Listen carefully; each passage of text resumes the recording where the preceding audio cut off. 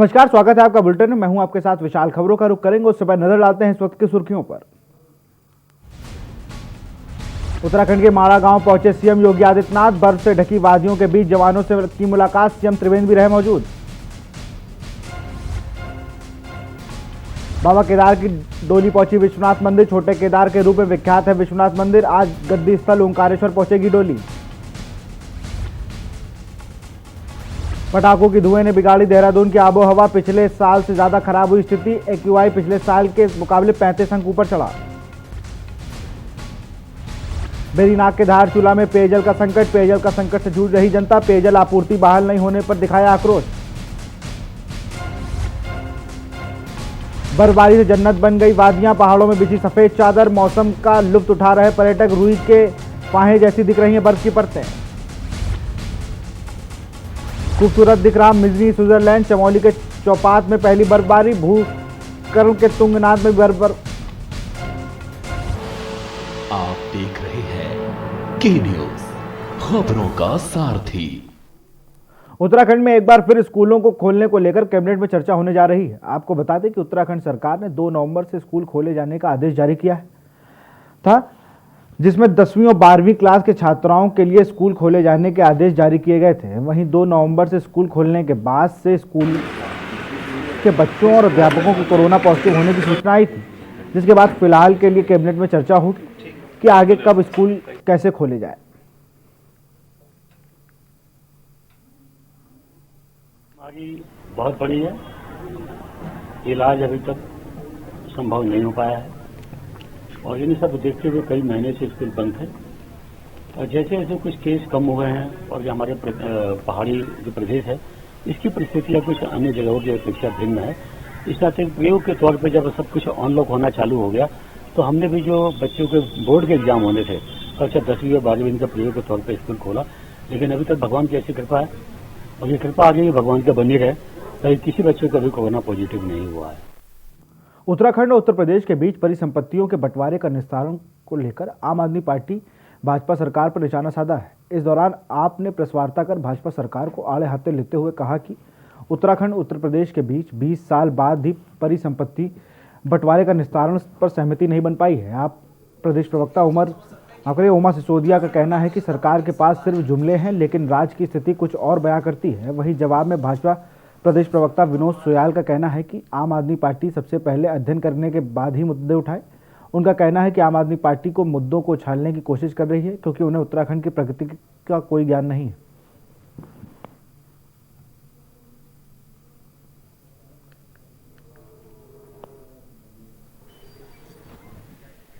आम आदमी पार्टी है वो अभी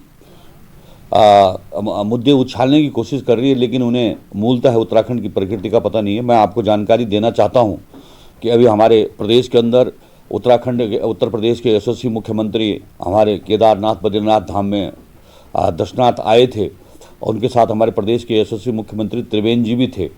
और मुझे यह कहते हुए बड़ी प्रसन्नता हो रही है कि जो कांग्रेस पार्टी और अन्य राजनीतिक दल सपा बसपा भी उत्तर प्रदेश में राजनीति में रही, जो इस परिसंपत्ति के मामलों को जिन्होंने लटका के रखा, लेकिन इस बार मुद्दों पर सब पर सहमति बन चुकी है। बने हुए और इससे पहले ये कहा जाता था कि उत्तर प्रदेश में दूसरी पार्टी की सरकार है, हमारे यहाँ दूसरी पार्टी की सरकार है, इसलिए वो सहमति नहीं बन पा रही है जो उत्तर प्रदेश और उत्तराखंड के बीच परिसंपत्तियों के बंटवारे को लेकर बननी चाहिए थी। किंतु आज उत्तर प्रदेश, उत्तराखंड और केंद्र में तीनों जगह बीजेपी की सरकारें हैं, लेकिन ऐसा क्या कारण है कि अभी तक परिसंपत्तियों के बंटवारे पर सहमति नहीं बन पाई। योगी आदित्यनाथ जी उत्तराखंड आते हैं और आकर वो बयान देते हैं, शर्मनाक बयान वो देते हैं कि परिसंपत्तियों के ज्यादातर मसलों पर बातचीत हो चुकी है। उधम सिंह नगर के गदरपुर थाना क्षेत्र के स्कैनिया में पुलिस और बदमाशों के बीच मुठभेड़ हो गई, जिसमें एक ग्रामीण को गोली लगने से घायल हो गया। पुलिस ने 5 आरोपियों के खिलाफ नामजद मुकदमा दर्ज कर लिया है।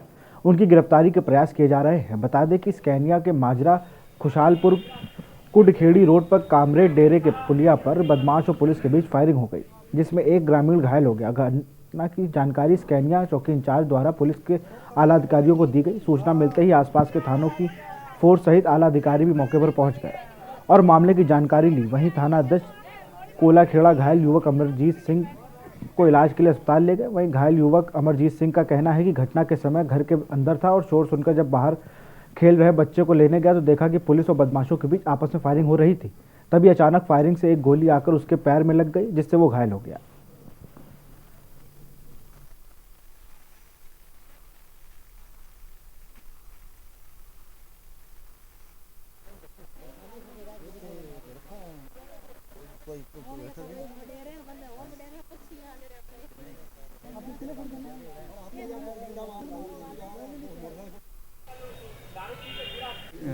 बदरपुर थाने से एक प्रकाश बिष्ट करके दरोगा है, एक कांस्टेबल इधर केला खड़ा थाना और बदरपुर थाने के बॉर्डर इलाके में चेकिंग के लिए गए थे देखने के लिए। उसी समय जो है वहाँ 2-3 लड़के, मुख्तार सिंह है, सोनी है, ये 2 लोग आए थे और ये वांटेड क्रिमिनल्स हैं, इनके खिलाफ पहले में मुकदमा है। तो इनको ये लकड़ी चोर भी हैं, लकड़ी चोरी में इनके नाम प्रकाश में आया था। इन्होंने पुलिस को लेकर के और वहाँ भाग करके दूर से फायर करने की उन्होंने किया है और उसमें फिर वहाँ से भागे थे लोग। इसमें हमने सुसंगत धाराओं के तहत मामला पंजीकृत कर लिया गया है और यथाशीघ्र इसके साथ 2-3 लोग और भी हैं, सबको अरेस्ट करके इनके खिलाफ कार्रवाई करने जा रहे हैं। खबर उधम सिंह नगर के जनपद खटीमा विकास खंड के सिसिया गांव से है, जहां डैम के पानी में डूबकर 2 साल की बच्ची की मौत हो गई। बच्ची खेलते हुए घर के पास ही हुए जलभराव में गिर गई। जब तक बच्ची के माता पिता इसकी भनक लगती तब तक देर हो चुकी थी। तभी बच्ची की मौत के बाद घर में कोहराम मचा हुआ है। बता दें कि सैया बांध गांव में लगभग 250 परिवार शारदा सागर की अवशेष भूमि पर काबिज हैं।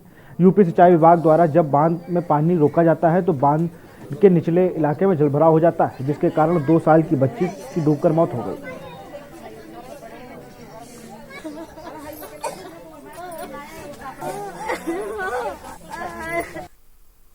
तो ये जो स्थिति है, पानी भरान से जान माल का खतरा उत्पन्न हो गया है। आज एक बच्ची कृतिका की मौत हो गई है और हमेशा हम लोग शासन प्रशासन से मांग करते रहे कि गांव में पानी न भरा जाए।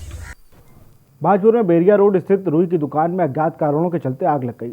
आग ने धीरे धीरे विकराल रूप धारण कर लिया और मौके पर खड़े एक ट्रैक्टर को अपनी चपेट में ले लिया। आग लगने से दुकान में रखी लाखों की रुई जलकर राख हो गई। घटना की सूचना पर पहुंची अग्निशम विभाग की टीम ने कड़ी मशक्कत के बाद आग पर काबू पा लिया।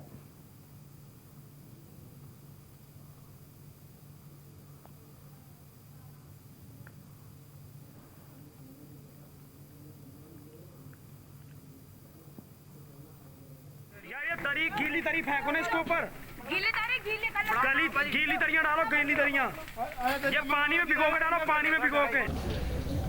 ये सूचना मिली कि बेरिया रोड पे जो है कोई रुई की उसमें आग लगी है, तो फायर ब्रिगेड को सूचना मिली। फायर ब्रिगेड तुरंत मौके पे पहुंची और आग पर काबू पा लिया गया। बाकी अब जांच करके उसका जो भी नुकसान हुआ है तो जांच के बाद बताया जाएगा। उत्तराखंड हाईकोर्ट ने गवाह सुरक्षा पॉलिसी को अभी तक प्रभावी रूप से लागू नहीं करे जाने के खिलाफ दायर जनहित याचिका पर सुनवाई करते हुए राज्य सरकार ने 3 सप्ताह के अंदर जवाब पेश करने को कहा है। मामले की सुनवाई कार्यवाहक मुख्य न्यायाधीश रवि कुमार व न्यायमूर्ति रविंद्र मेथवाड़ी की खंडपीठ में हुआ। आपको बता दें कि हरिद्वार निवासी रूहानी ने जनहित याचिका दायर कर कहा कि प्रदेश में अभी तक गवाह सुरक्षा पॉलिसी नहीं बनाई गई है, जिसके कारण कई गवाहों को कई समस्याओं का सामना करना पड़ रहा है। याचिकाकर्ता का कहना है कि प्रदेश में हर जिले में गवाह की सुरक्षा समितियों बनाई जाए और हर जिले में एक महिला थाने की स्थापना भी की जाए, जिसमें पीड़ित महिला और गवाह अपनी शिकायत दर्ज करा सके। आज राज्य सरकार की तरफ से कोर्ट में अवगत कराया गया है कि ये पॉलिसी बनाई गई है, लेकिन सभी जिलों में प्रभावी रूप से लागू नहीं की गई है।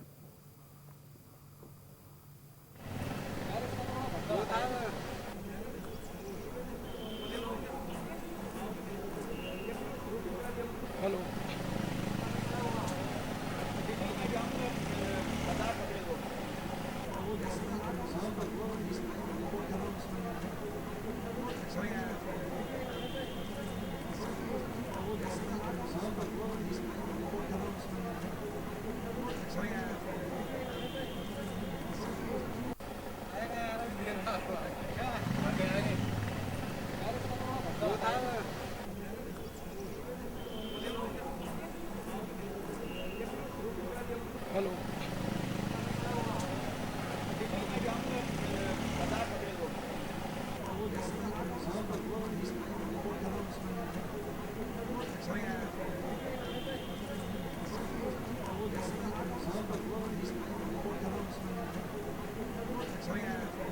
आज माननीय उच्च न्यायालय उत्तराखंड नैनीताल में याचिका संख्या 174 ऑफ 2019 17 नंबर पर लगी थी।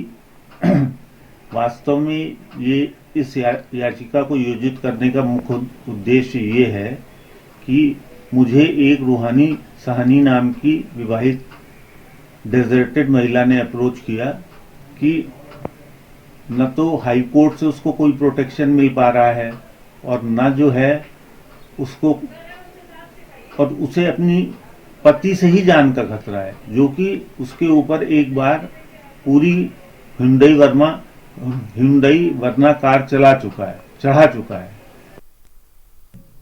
खबर मैंगलोर से है, जहां सहकारी क्रय विक्रय केंद्र पर कांग्रेस राष्ट्रीय सचिव विधायक काजी निजामुद्दीन धान के भुगतान की मांग को लेकर धरने पर बैठ गए।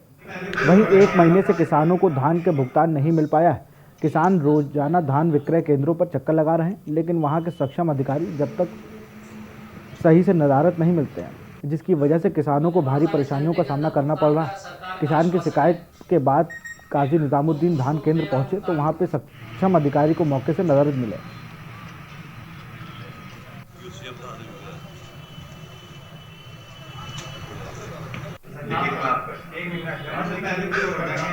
23 अक्टूबर को अपना धान डाला, मेरे परिवार का धान यहाँ डला है। मैं अपने परिवार के धान की मैं यहाँ पर भुगतान के लिए पूछने के लिए आया हूँ, क्योंकि जो मुझे सरकार की तरफ से जो दिशा निर्देश है उसकी जानकारी है, उसमें ये कहा गया है कि 48 घंटे धान डलने के 48 घंटे के अंदर जो किसान रजिस्टर्ड होगा और जो धान जितना उसने डाला होगा उसका आरटीजीएस उसके अकाउंट में आ जाएगा। तारीख में मैंने धान डाला भाई, अब तक कोई परमिट नहीं। अब बताओ अगली फसल कैसे बोएं, जब तक कोई पैसा ही नहीं। और छोटे किसानों को बात करें तो जी यही कहा था बस आसान दे दो, अभी पैसे नहीं आए, पैसे नहीं। इसी वजह से बताओ किसको कहूँ कि सब।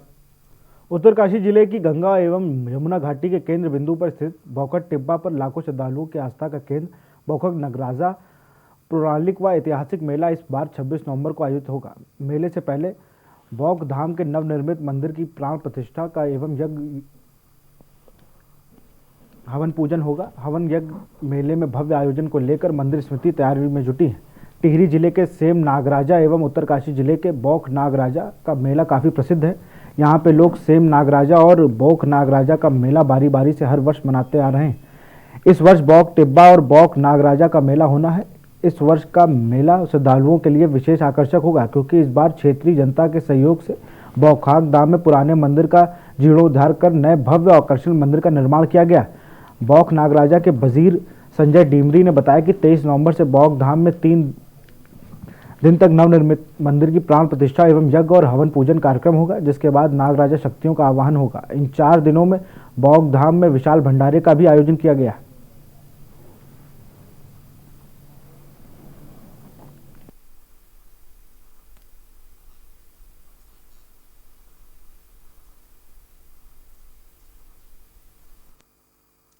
बाजपुर में कोविड-19 के चलते इस बार न्यू पूर्वांचल महासभा के छठ पूजा का आयोजन करने से मना कर दिया। साथ ही इकट्ठा न होने की अपील भी की है, जिसके लिए समिति महासचिव ने स्थानीय अधिकारियों को पत्र देकर प्रशासन द्वारा अपने स्तर पर कार्यक्रम आयोजित करने की अपील कही। वहीं दूसरी ओर पूर्वांचल समाज के लोगों द्वारा छठ मनाने के लिए तैयारी की जा रही है।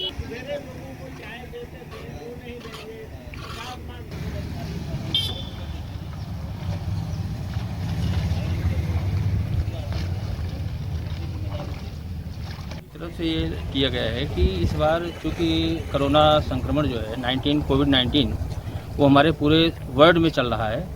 ऐसी कंडीशन में हम लोगों ने आपस में एक सुझाव लिया, लोगों से परामर्श लिया, निर्णय लिया कि भाई इस तरह से कैसे किया जाएगा, जिसमें प्रशासन भी इस बार जो है काफ़ी सक्रिय है। और ऐसी कंडीशन में हम लोगों ने दिमाग लगाया कि भाई इस बार जो है सादगी से इसको मनाया जाए और अब प्रयास किया जाए कि घर में ही अगर करें ज़्यादा बेहतर है। लेकिन अभी यह घाट पे पानी चल रहा है, यहाँ पे अगर कोई आता है तो उसमें प्रशासन को भी मैंने अवगत करा दिया है। खबर काशीपुर से है, जहाँ केला खेड़ा पुलिस ने बीते दिनों जसवंत सिंह की हत्या का खुलासा करने में सफलता हासिल की, जिसमें पुलिस ने मृतक की पत्नी और उसके प्रेमी को गिरफ्तार कर न्यायालय भेज दिया। बता दें कि बीते दिनों केलाखेड़ा ग्राम रामपुरा काजी में जसवंत सिंह के चेहरे पर गोली मारकर उसकी हत्या को अंजाम दिया गया था, जबकि उसकी पत्नी और उसके बच्चे उसी के साथ सो रहे थे। वहीं घटना का खुलासा करते हुए एएसपी राजेश भट्ट ने बताया कि मृतक की पत्नी का लंबे समय से जसपुर ग्राम पतरामपुर निवासी से प्रेम प्रसंग चल रहा था और प्रेम प्रसंग के बीच बाधा बनने के जसवंत सिंह को हटाने के लिए दोनों ने दिवाली की रात साजिश रचकर जसवंत सिंह को गोली मारकर हत्या कर दी थी।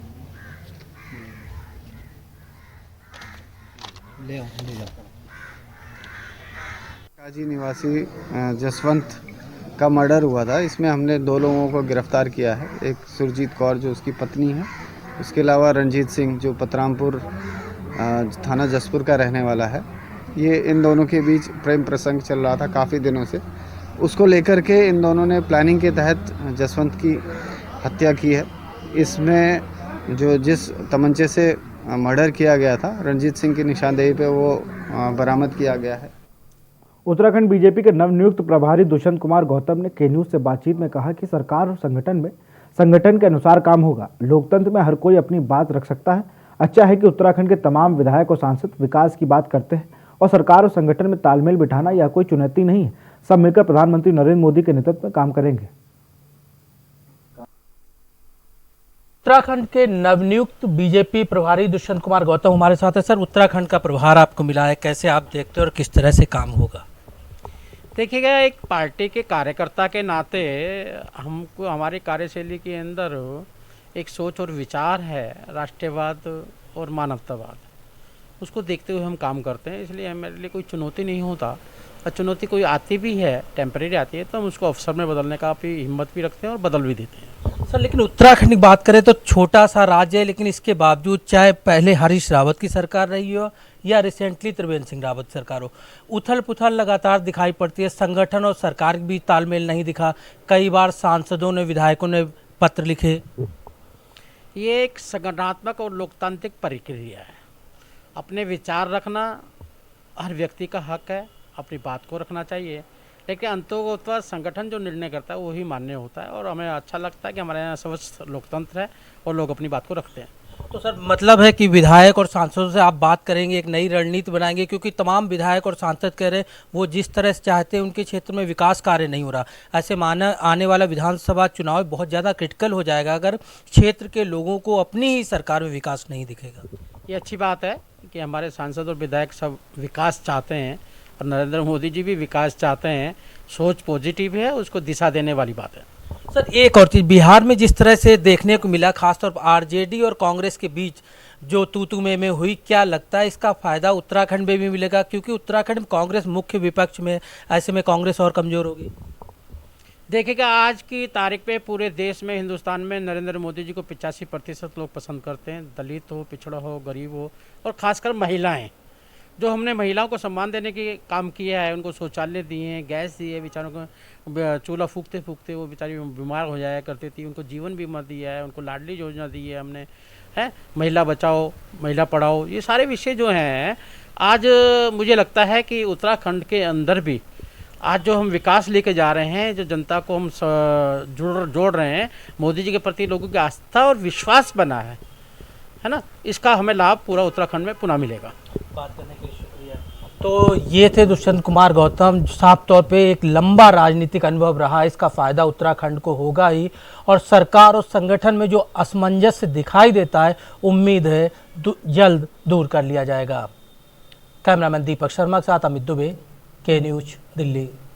खबर नैनीताल से, जहां जिला प्रशासन की अभिनव पहल से स्थापित नैनी झील में यूएनडीपी सहायता परियोजना artificial intelligence based real time lake monitoring system का संचालन सिंचाई विभाग नैनीताल हस्तांतरित कर दिया गया। अब लेक मॉनिटरिंग सिस्टम का संचालन सिंचाई विभाग द्वारा किया जाएगा। वहीं परियोजना का सुचारू संचालन, उपकरणों की देखरेख, रख रखाव, तकनीकी आंकड़ों का संचालन का संकलन आदि हैंडओवर नोट में उल्लिखित मानक प्रचलन विधि के मुताबिक किया जाना है। पेयजल गुणवत्ता के सशक्त अनुश्रवण के लिए नैनी झील में स्थापित आर्टिफिशियल इंटेलिजेंस आधारित प्रणाली दीर्घकालिक एवं सुचारू संचालन के लिए समस्त उपकरण, सॉफ्टवेयर और संचालन प्रक्रिया, इसके रखरखाव, सुरक्षा संचालन में होने वाले वहन सिंचाई विभाग नैनीताल जिला प्रशासन की ओर से उत्तरदायी विभाग नामित करते हुए अधिशासी अभियंता सिंचाई खंड नैनीताल को नोडल अधिकारी नामित किया गया है।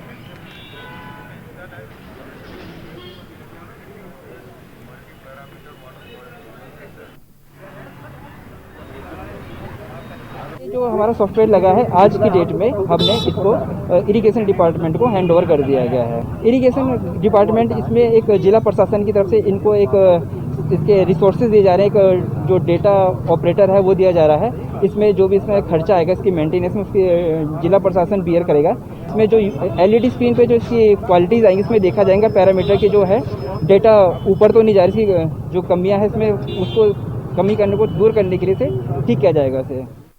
यहाँ रुकते एक छोटे से ब्रेक के लिए, जल्द हाजिर होंगे।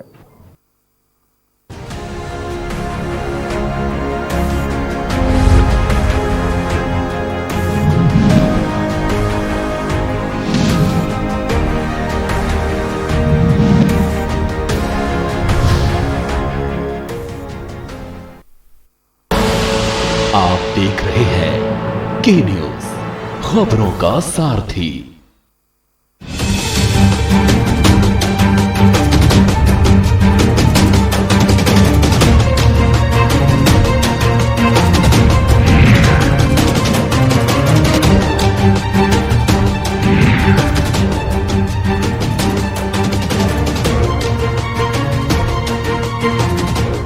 खुदी को आजमाया है तो ये अंदाज आया है, खुदी को आजमाया है तो ये अंदाज आया है।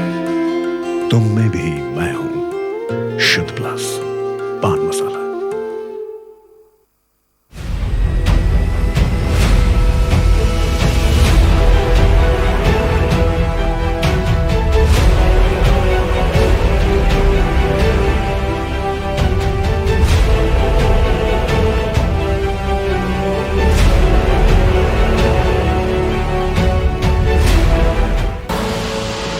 देख रहे हैं के न्यूज, खबरों का सारथी।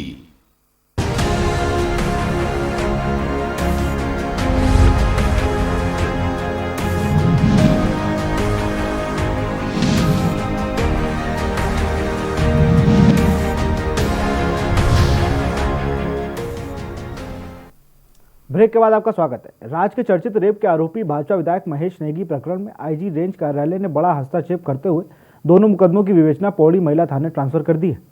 आपको बता दें कि पीड़िता के विरुद्ध पूर्व में दर्ज ब्लैकमेलिंग मुकदमे में दाखिल चार्जशीट भी वापस करने के आदेश हुए हैं, जिसको लेकर कांग्रेस प्रदेश उपाध्यक्ष सूर्यकांत धस्माना ने सरकार और प्रशासन पर आरोप लगाते हुए कहा है कि सरकार मामले की दबाने की पूरी तरह कोशिश कर रहा है। वहीं जवाब में भाजपा प्रदेश उपाध्यक्ष देवेंद्र भसीन का कहना है कि कांग्रेस की पहचान बन गई कि हर बात पर विरोध करने की।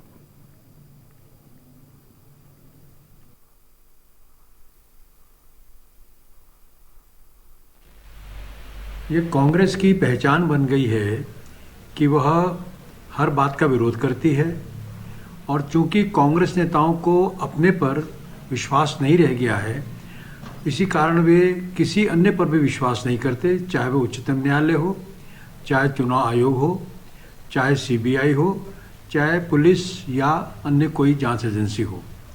तो जो केस ट्रांसफ़र किया गया है उस पर जो कांग्रेस का विरोध है वो उनके इसी चरित्र का परिचायक है।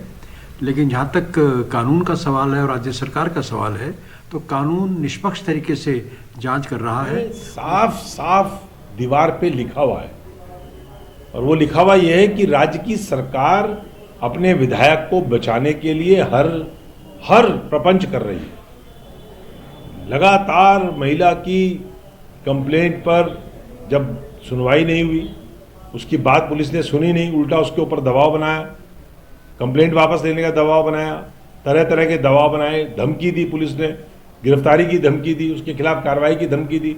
हाई कोर्ट को इंटरवीन करना पड़ा, हाई कोर्ट के आदेश पर FIR लॉन्च हुई।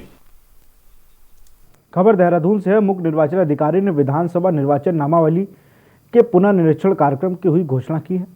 राज्य निर्वाचन अधिकारी सौजन्य से तारीखों की जारी की है। आपको बता दें कि 16 नवंबर से 15 दिसंबर तक मतदाता अपने दावे या आपत्ति जमा कर सकते हैं।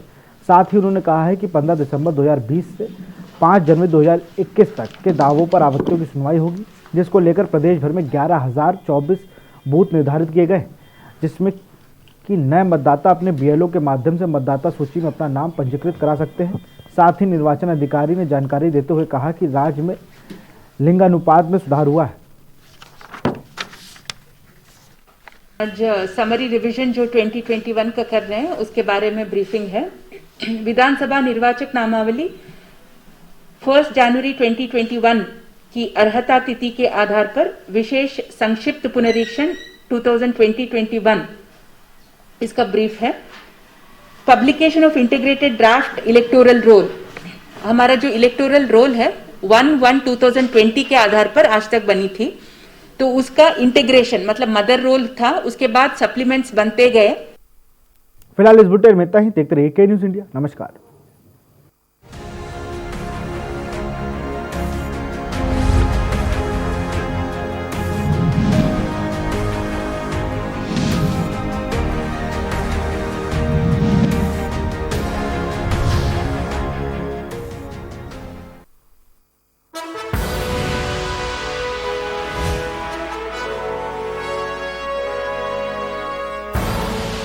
आप देख रहे हैं के न्यूज़, खबरों का सारथी।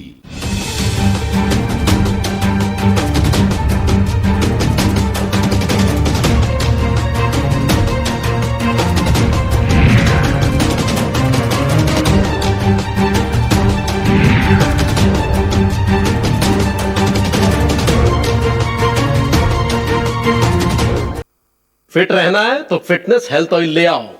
You are correct. हाँ करेक्ट होता है बाबूजी। सही बोले हैं, तो ले आइए फिटनेस हेल्थ ऑयल।